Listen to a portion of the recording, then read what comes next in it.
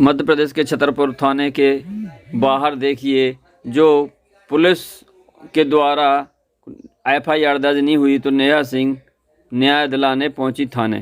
Civil line थाने क्यों आई हैं आप? रिपोर्ट करने आए थे। काय की रिपोर्ट? लड़कों ने छेड़छाड़ की है, इसलिए। क्या कहा, क्या किया लड़कों ने, क्या हुआ फिर यहाँ आई आप? शाम को पानी भरने जा रहे थे तो उसने बोल रहा था कि मुझे मोटी लड़कियां पसंद नहीं है, मुझे छोटी लड़कियां, पतली लड़कियां पसंद है। और उसने मेरा हाथ पकड़ लिया, हाथ पकड़ के मुझे खींचने लगा वो। फिर इतने में मेरी दीदी आ गई तो उसने उसको देखा तो फिर वो भाग गया वहाँ से। यहाँ थाने में क्या हुआ, आपके साथ कैसा व्यवहार हुआ? यहाँ थाने में हम रात में 10 बजे आए थे। हाँ, तो 1 बजे तक हम यहाँ बैठे रहे, कोई हमारी सुनवाई नहीं हुई है। रात में 1 बजे तक? हाँ, 1 बजे तक हम यहाँ बैठे रहे। कह रहे थे अभी तक मैडम नहीं आई, जब मैडम आएगी जब आपकी कार्रवाई होगी, एफआईआर दर्ज होगी। मामला दर्ज नहीं हुआ क्या अभी तक? रात में फिर हो तो गया था। किन लोगों के खिलाफ मामला दर्ज हुआ है? वीरेंद्र हरवाल के। क्या आपने कितने आरोपियों के नाम बताए थे? एक ही लड़का था कि और भी थे लड़के? अच्छा, उसकी गिरफ्तारी हुई कि नहीं हुई? अभी नहीं हुई है। अभी गिरफ्तारी नहीं हुई। थाने में क्या हुआ आपके साथ? थाने में हम तो सवाल जवाब किए गए कि क्या हुआ, कैसे नहीं हुआ, ऐसे पूछ रहे थे मुंशी जी। और जब 3 घंटे तक बैठे रहे, कोई शिकायत दर्ज नहीं हुई हम लोगों की। वेट करते रहे और उल्टा सवाल पूछ रहे थे कि कैसे हुआ, क्या हुआ। आरोपियों को नहीं पकड़ा गया क्या? पुलिस थाने लाया गया लेकिन फिर छोड़ दिया उसे। मामला दर्ज होने के बाद भी छोड़ दिया गया? मामला दर्ज होने के बाद भी छोड़ दिया। अच्छा, अब क्या चाहते हैं आप लोग? चाहते हैं कि उसकी गिरफ्तारी हो। और मुंशी जी कह रहे थे कि पहले तुम लोग लिफ्ट मारती हो, फिर उसके खिलाफ रिपोर्ट देने आ जाती हो, ऐसे क्यों करती हो? टीआई साहब नहीं मिलेगा? टीआई साहब का क्या रवैया था? क्या कह रहे ऐसे तो बोले, वो भी पूछ रहे थे ऐसे कि तुम मुझसे बात करती हो क्या, तो ऐसे पूछ रहे थे, उल्टे सीधे सवाल पूछ रहे थे वो हमसे। टीआई साहब उल्टे सीधे सवाल पूछ रहे थे आप? अच्छा, आपके साथ न्याय नहीं होता है तो आप क्या करेंगे? आत्महत्या करेंगे हम तो।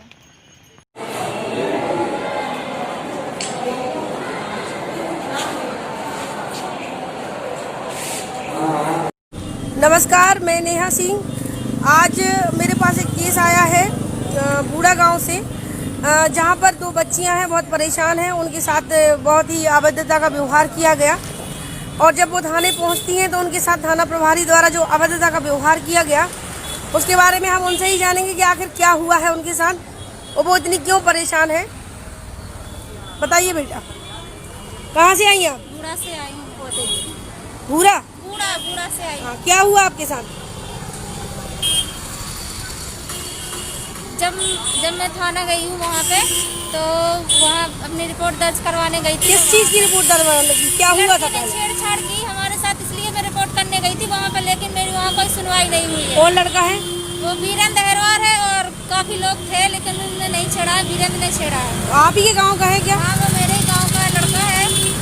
तो क्या कह रहा था आपको आपसे? उसने मेरा हाथ पकड़ के खींचा मेरे को। हाँ। तो फिर मुझे कुछ नहीं मिला, तो मुझे वहाँ पत्थर मिल गया, तो फिर मैंने उसको मार दिया, तो उसके सिर में चोट भी आ गई है। तो उसके बाद आप थाने गई? फिर मैं उसके बाद थाने गई हूँ, तो फिर मैं वहाँ गई 7 बजे करीबन गई हूँ मैं वहाँ पे। तो मैं वहाँ 1 बजे तक बैठी रही, मेरी कोई सुनवाई नहीं हुई है। और फिर उसके बाद जब बाद में आया वो लड़का रिपोर्ट करने, वो भी आया था, तो उसकी रिपोर्ट जल्दी दर्ज कर ली गई है। आपकी नहीं हुई? हारी नहीं हुई है। वो हम लोग तो 1 बजे तक बैठी रही आप? 10 बजे से 1 बजे तक बैठे रहे। हम लोगों की कोई रिपोर्ट दर्ज नहीं हुई। वो हमसे बाद में आए, उनकी रिपोर्ट दर्ज हो गई है। और उसके सर पर चोट आई, जो हम लोगों ने मारा है, वो हमारे पिताजी को और भाइयों को गलत इल्जाम में फंसाया। तो आपने थाना प्रभारी से बात नहीं की कि हमारी रिपोर्ट क्यों नहीं दर्ज हो रही? बात की थी उससे। वो लोग हर 15 मिनट में बोल रहे थे कि मैडम आने वाली हैं, आप महिला हो, महिला लिखेंगी आपकी रिपोर्ट। लेकिन हम वहाँ 1 बजे तक बैठे रहे, कोई महिला में पुलिस नहीं आई है, ना किसी ने हमारी रिपोर्ट दर्ज की है वहाँ। थाना प्रभारी का क्या रवैया था आपके प्रति? वो अलग से गुस्सा अलग से हो रहे थे, बोल रहे थे जाओ, जहाँ शिकायत करनी है करो, जाओ भोपाल जाना है भोपाल जाओ, जहाँ जाना है जा, पर हम अभी रिपोर्ट नहीं लिखेगी, क्योंकि आरोपियों ने पैसे दे रखे थे पहले से। तो अच्छा, उनके खिलाफ नहीं सुन रहे थे, हमारे लोग सुन ही नहीं रहे थे। और मेरे भाइयों को और पापा को अलग से केस लगा दिया उन्होंने, उल्टा हमारे पापा को। और आरोपी को नहीं उठाया वहाँ? आरोपी को वहाँ बैठा रहे काफी टाइम तक, उसको बाहर भगा दिया था कि तुम घर जाओ, घर। आपकी रिपोर्ट लिख गई है? मेरी रिपोर्ट लिख गई है, पर मेरे पापा को और भैया को अलग से कार्रवाई नहीं हुई उसमें। और जो सुनने में आ रहा है कि थाना प्रभारी ने आपसे अभद्रता की, क्या कहा आपसे थाना प्रभारी ने? हम लोगों से उल्टा बोल रहे थे कि आप लोग पहले लिफ्ट लगा दियो फिर आप। अच्छा, पहले आप छेड़ती हो फिर आप रिपोर्ट करने आ जाती हैं? रिपोर्ट करने आ जाती है। अच्छा, तो आप फिर अगर नहीं होता है, न्याय नहीं होता है, क्या करेंगी आप? अगर न्याय नहीं होगा तो हम वहीं मरेंगे, जान दे देंगे वहीं पे। और इसकी जिम्मेदार पूरी शासन होगी, पूरी पुलिस वाले। और वो लड़का भी होगा जिम्मेदार, जो लोग उसके साथ में है वो भी जिम्मेदार होगा और वो लड़का भी जिम्मेदार होगा। ये इनकी मम्मी है, इनसे मिलते हैं। बताइए आप, क्या हुआ था? आप यहाँ से लड़ाई हुई, दुनिया से छेड़छाड़ से लड़ाई हुई है। हाँ, वे घर पे आए तो उनने पत्थर मारे, एक कुल्हाड़ी ले था, एक फांसा भी ले था। तो उनने आए तो उनने हमारे ऊपर हमला भी किया। हम सारे लोग डर के अंदर भागे। हाँ। तो उनने हमारे ट्रैक्टर पे भी पत्थर मारे और हमारे घर में भी अंदर पत्थर मारे जी है। तो फिर वो कह रहा है उल्टा है, तो कह रहा है कि मतलब बताने लगे आप? हाँ, फिर हम जाने हमने पुलिस लोग फोन लगाया। तो आप थाने आई थी अपनी बच्चियों को लेके, तो क्या हुआ थाने में? थाने में गए थे, हमें कोई सुनाई नहीं कही। हम 7 बजे गए थे तो 9, 10 बजे, 11, 12 बजे तक बैठे हुए रहे। हाँ। तो हम वहाँ से तो हमें कोई सुनाई नहीं रही थे। मैडम ने फिर बाद में मतलब रिपोर्ट लिखी। थाना प्रभारी का क्या रवैया था, क्या बोला था उन्होंने आपसे? उन्होंने यही बोला था कि थोड़ी देर में मैडम आ रही तो मैडम लिखेंगी। हाँ। हम यहाँ का कार्रवाई कोई नहीं कर सकते हैं।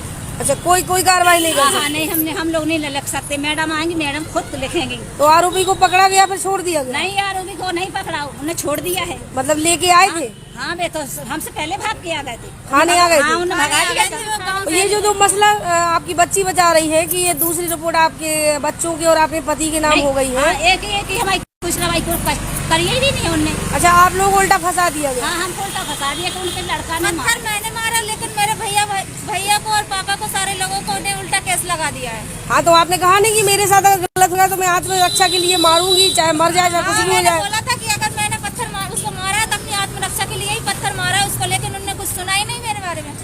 अच्छा, तो आप क्या करेंगे अगर अब न्याय नहीं होता है आपके साथ? न्याय करे तो हम तो लोग उसको मतलब हमारी लड़की कह रही कि हम आप हत्या कहते तो हम उनको सजा दिलवाना चाहिए। तो सजा नहीं होती तो क्या करें? तो उनको हम पुलिस वालों से हमें न्याय नहीं मिलता है तो हम लोग अपनी रक्षा, हम लोग खुद मर जाएंगे, हम नहीं जी सकते। तो आपका ये आरोप है कि थाने में आप जब गई हैं तो उसके बाद आपके साथ सही रवैया नहीं किया गया और ये शब्द यूज किए गए कि आप पहले लिफ्ट मारती हैं उसके बाद रिपोर्ट दर्ज करवाने आ जाती हैं। ये किसने बोला था, मुंशी ने या थाना प्रभारी ने? टीआई ने भी बोला और टीआई ने भी बोला था। टीआई ने भी बोला था? टीआई ने भी एक मिनट। तो देख लिया आपने कि थाना प्रभारी का कारनामा आपके सबके सामने है। मैंने आपसे कहा था कि मैं थोड़ी देर में थाना प्रभारी का कारनामा आपको दिखाऊंगी। अब ये समझ में नहीं आता कि अभियान चलाया जाता है बेटी बचाओ बेटी पढ़ाओ, लेकिन क्या इस तरह बेटियों की रक्षा की जाएगी? अगर बेटी अपनी आत्मरक्षा के लिए और हथियार उठाती है तो उसके परिवार को फंसा दिया जाता है। ये कब सुधरेंगे पुलिस वाले? सिविल लाइन थाना प्रभारी की कारनामा जब से ये आए हैं ये एसपी साहब की छवि को धूलमिल कर रहे हैं। तो मैं चाहती हूँ एसपी साहब से इन थाना प्रभारी पर भी कार्रवाई हो, क्योंकि ये हमारे रक्षक हैं। अगर रक्षक ही भक्षक का काम करने लगे तो कैसे चलेगा? एसपी साहब जमीन पर बैठकर भी लोगों की समस्या सुनते हैं और एक ये थाना प्रभारी सिविल लाइन थाना प्रभारी है जो कि बच्ची जब पहुंचती हैं पीड़ित बच्चियां तो उनके साथ कहते हैं कि पहले आप छेड़छाड़ करती हैं उसके बाद रिपोर्ट दर्ज करने आ जाती है, जो कि गलत है। इन्हें ये वर्ड यूज नहीं करना चाहिए, बल्कि महिला का मुद्दा अगर होता है तो सबसे पहले थाना प्रभारी को एक्शन लेना चाहिए और देखना चाहिए कि कहाँ कितनी सच्चाई है, उसके बाद रिपोर्ट दर्ज करनी चाहिए। लेकिन सुनने में ये भी आया कि आरोपी को पकड़ा गया, उसके बाद आरोपी को तुरंत छोड़ दिया गया। अब इन बच्चियों के साथ कुछ हो जाता है, यदि कोई छेड़छाड़ और हो जाती है और भगवान न करे कुछ गलत हो जाता है तो उसके जिम्मेदार कौन होगा? सिविल लाइन थाना प्रभारी।